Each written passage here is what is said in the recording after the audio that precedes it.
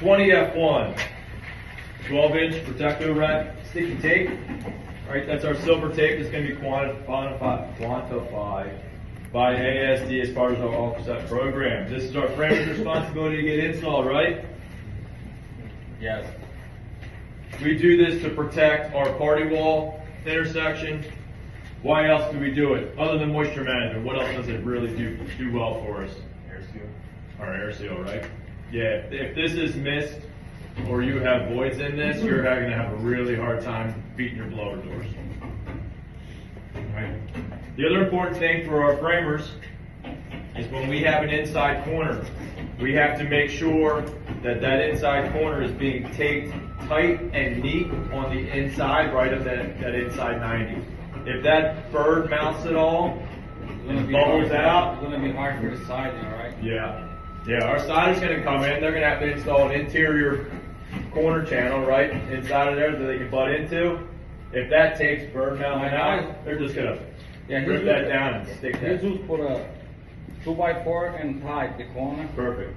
You know, and put a couple of staples. No staples.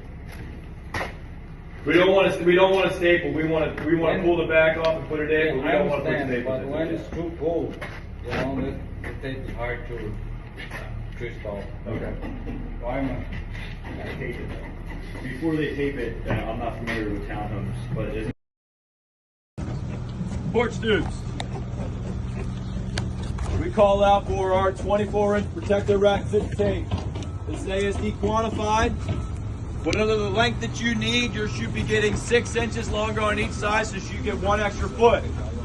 So if we have this 6-foot porch here, you're going to get 6.5 feet here. And as this runs down, guesstimating 18 feet, you'll get 18.5 feet over on this location, right? So you should be seeing about 25 linear feet just for this application. Why do we use the white membrane? What's important about the white membrane? Why do we use it? Corrosive resistant. Got it. Some of the answers on the paper. You got it. Corrosion resistance, okay? When we go to pour this concrete on there, concrete has corrosive properties on there. It will eat at and eventually get through any kind of house wrap or your white or your silver sticky tape. All right, so it has to have the corrosive properties on there. Okay? What are we missing? What's good? What's bad? What are we missing to be able to complete this correctly? Concrete notches.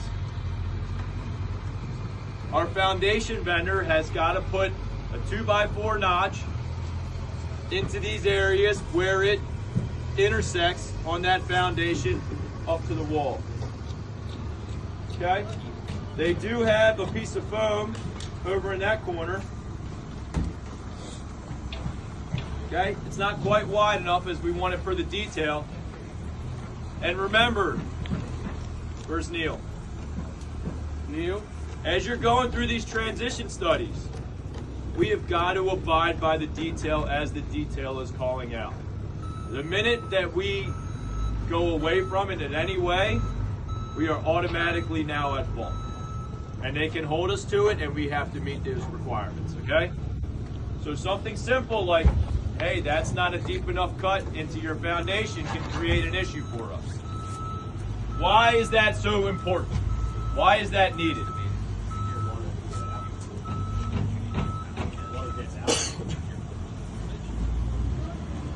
Yeah, kinda. But what about how's the water get in? Let's talk about that. How's the water get in? It's gonna come down, right? And if this isn't cut in and through, that water is gonna adhere and it's gonna come down. Even if this concrete poured, the minute you go to power wash this, and we don't have this tight and covering up underneath this sill and down in through your foundation, the minute you go to power wash this, you are getting triplets of water that is going into that basement. Okay? We were just in New Jersey Central yesterday. That warranty manager was getting ready to spend about $15,000 on ripping out a stoop for replacement for water getting back behind. On the house that we were looking at, it was not applied correctly. So no right the months. Yeah, 100%. Yep. On this here, for our framing group, we really don't want to staple in through this. Framers, where'd it go? We really don't want to be stapling in through this in any way, okay?